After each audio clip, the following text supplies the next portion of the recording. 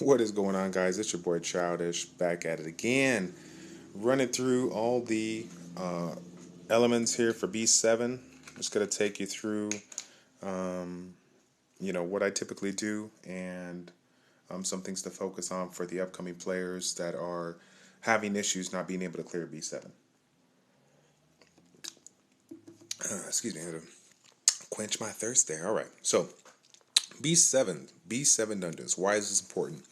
The amount. This is not technically proven by Comtos or everyone, but the amount of high essences, the frequency, as well as the amount of high essences, drop at an alarming higher rate, in my opinion.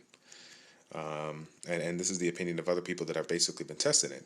I used to try to farm B6 all the time because it was just, flat out easier. And I just had the issue where I just, didn't know, what was going on. Why am I not getting them to drop? And of course, once I was able to accomplish the B7 dungeons, I went ahead and got it and noticed an substantial increase in my high essences. So just going to go through all the B7 dungeons and kind of show you how I take them down. For those that don't know, Hall of Dark, probably one of the easier zones because it's a dark. It is a dark zone, so it's neutral towards everybody, allowing any of your composition to come in there, be neutral, and not worry about having someone that's going to be weak against the element. There's basically just two towers that provide dots. So if you can keep up with a group heal from an Almond type character or a Lulu or a Kona, or basically if you can just keep up with the heals and the spells, you're going to be able to take that down relatively easy. I actually think Hall of Dark is probably the easiest one out of them all. Okay. Let's go ahead. So, gotta switch this up a little bit here. For those that don't know, the Fire Guardian is famous for his lovely bombs. And as you get higher in the levels, you will notice that the strength of the bombs will, take you out, probably one shot, whatever. So I think from from B6 on down, if everyone's continuously leveling up their characters, then it really shouldn't be too bad. But when you hit B7, you're definitely, with a couple of AoEs on you, maybe you only got like 70% health, 60% health, you're definitely going to realize that you can't take the bomb hits anymore, and you have to make sure that you are constantly aware of when the bomb is going to trigger, and making sure that you stay alive here. So here, basically, for me, I'm going to just go ahead and auto it. And we probably around the 30% mark, we'll have the bombs get close. How do you slow down the bomb? A direct attack there with the attack slow. Putting the slow on the tower is definitely going to help you get through this process. But once you get close, I'm going to actually always, even if sometimes unless I just have I have a DPS based team in here, I'm always going to auto it and be ready. Be ready for that thing here. So I know my reset is up. I'm going to go ahead and remove this and get Jameer available. Oops. Well, I could have swore that. There we go. I thought his reset was up, but now that the reset was up, I go ahead and remove it. And well, okay, bad example here. So apparently my resistance across the board was good enough to resist the bombs, but here I'm going to go ahead and get the bombs. The bombs are going to hit. And, when it's Lulu's turn, I'm going to go ahead and group heal, get the bombs off. And when the bombs are off, then I go back to the auto and take it back down. Again, for me, it's auto. For you, I still think that people that are just getting to the 5-star max level with 5 units with good synergy are going to need to manually do this. But that is pretty much the gist of it. Do what you got to do to get them down. But, if you're still early to mid stages, there's no way to really DPS them down before it triggers one. So you have to do one of two things. Either get your resistance high by utilizing a leader with resistance, or get yourself a unit that can dispel, hostile effects. Okay. Fail. Epic fail. Let me go ahead and grab some energy. Boom. Alright. Sorry about the delay, ladies and gentlemen. Let's go back to it. Hall of Water. This was a fun zone. If anyone's seen my Auto B9 series, I made a series basically autoing B9 for all the elements with the exception of light. Still working on that one, and it was done with a 5-star team. So this one for me was really, really cool because it was the first zone that I was able to auto B9 with a 5-star team. And when I kind of look back at it, it definitely, I can see why it was a little bit easier for me. I had a very, very support heavy team. And basically I wasn't concerned about trying to outdamage the boss. I would just kind of focus on surviving, and that's when I kind of came across the concept of making the dungeon optimization vids and trying to teach people that even though we're all crazy happy about doing the most damage with all of our units, when it comes to dungeon, it's not about how quickly you can damage, but more so how much you can take and keep on going. So this one here, we got the Disturb hit point recovery, then we got the defense break. The big thing to note is where is it at? His hit points is increased by 500%. So how do you take advantage of a unit like this? Utilize attacks that are based on the enemy's max HP, or constant damage effects.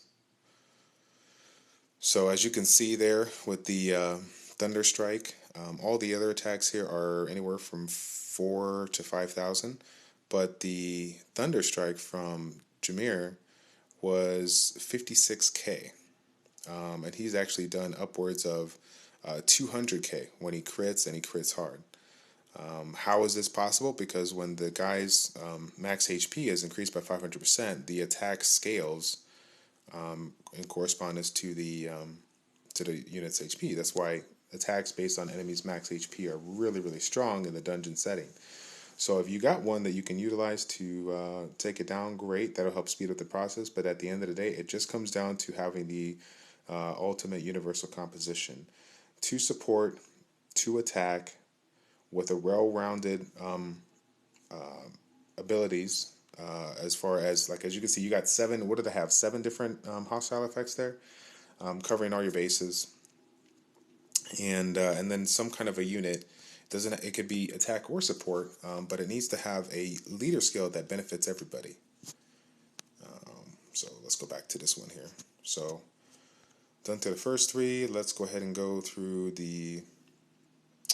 Whoops, wrong one. Where's B7? B7. Okay. We'll just put this one back in here. So moving on here, the Wind Guardian. Everyone's done it.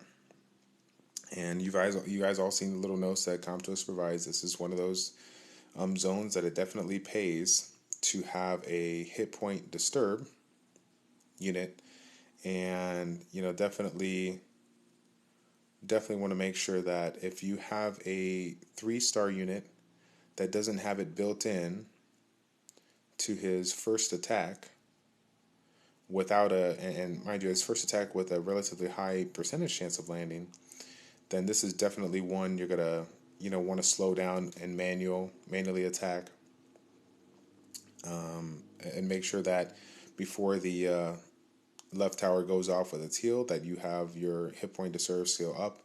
I think there's a few harpies that have a hit point disturb. Harpoos. I might have gotten that wrong there.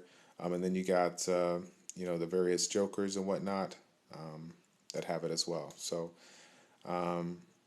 just gonna kind of show you what I did prior to having the joker here. I apologize because this will extend the video, but basically, if you have a strong enough team to withstand his AoE, keep in mind that his it's just his AoE. Notice that you got a tower to heal, and a tower to provide an attack an attack boost. So there's no additional AoE stuns or AoE disturbs coming from any of the towers that sometimes slow your progress down in various ones. So what can you do to get past that? Basically, take the slow conservative side and just take down the towers, with ease. Okay, so of course, when the right tower is going to have fewer hit points than the left tower, and we're not too concerned about it. But as you can see, I'm definitely on pace to kill the tower without any issues, and eventually take down the boss. So the downside to it is it takes a little bit longer, but if you don't have a good hit point disturb unit that has an ability that will stay on there for at least 2 turns, it definitely can be hard to time a certain attack to land before the left tower triggers. So I encourage you to, if you don't get down if you don't have a really good hit point disturb unit, because honestly, it was up until recent when I got Lucian that I did those zones like that. So all right, so moving on here, Guardian of Light. This one is going to be I found it to be a little bit more challenging than some of the others. Clearing the zone, I mean, obviously it didn't make sense there with Lucian just waxing them, whatever. But the big thing here, these crystals, I don't know, I think it's just me. I just noticed that the light crystals, for me, feel like they just hit really, really hard, almost like they're ignoring defense or something like that. But the unique thing about him is, instead of like the water unit where you have the Guardian's defense or the Guardian's hit point is increased by 500%, this one is the Guardian's defense. Okay, so how can we go about taking advantage of this?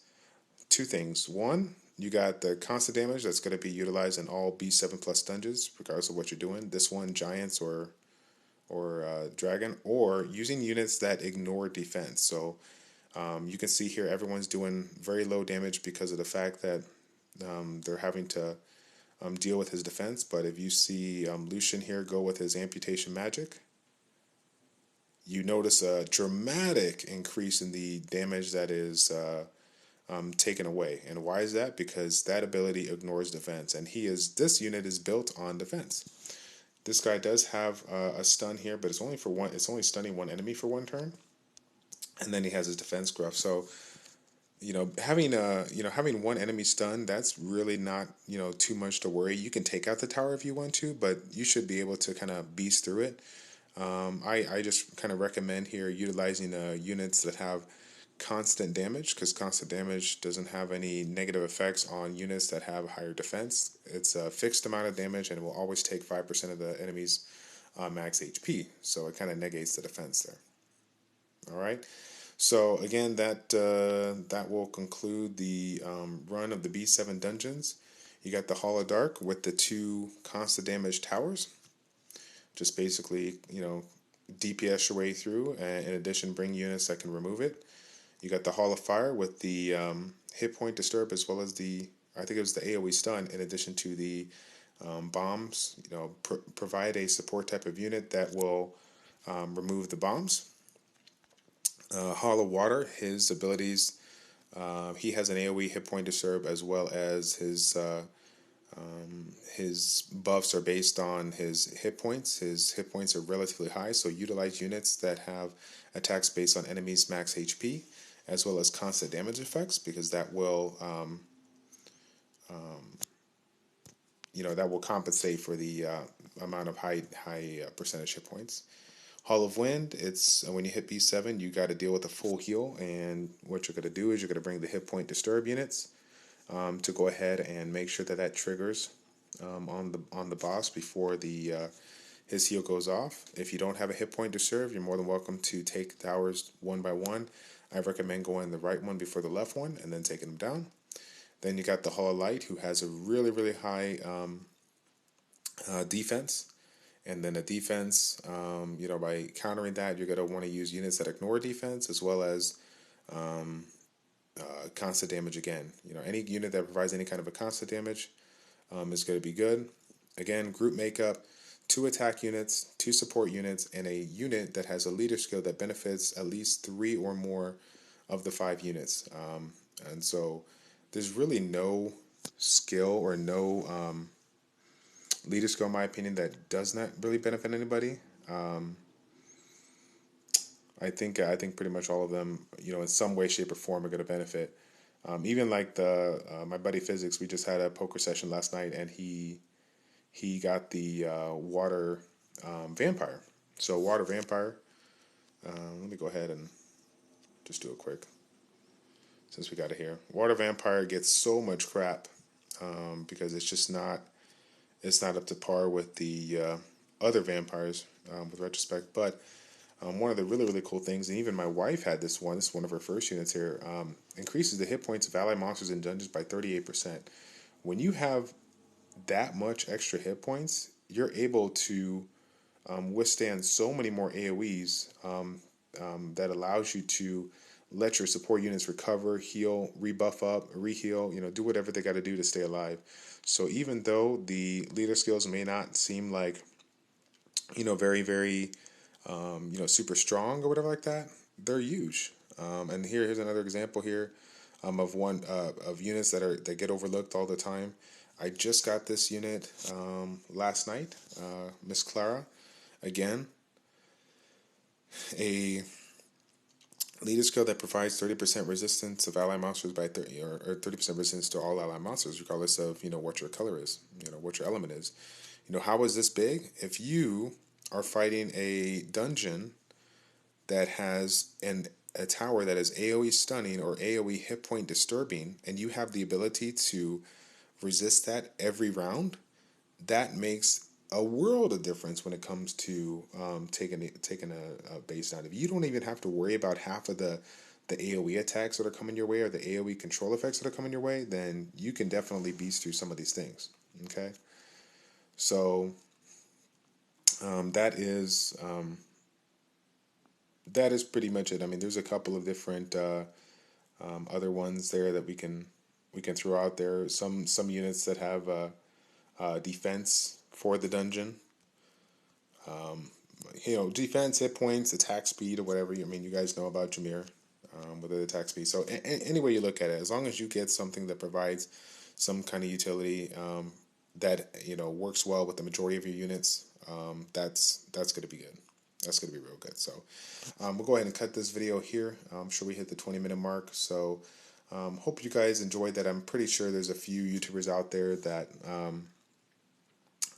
already provided some content similar to this as far as how to do dungeons like this. But I just wanted to go ahead and throw my video out there. So for those that are enjoying my videos and are kind of looking for a one-stop shop to kind of hit up all the things, I definitely will keep those videos coming, because I think the B7 is that make or break point in your Summoner's War kind of play time or game time, that once you can consistently beat B7, the game just gets so much more enjoyable.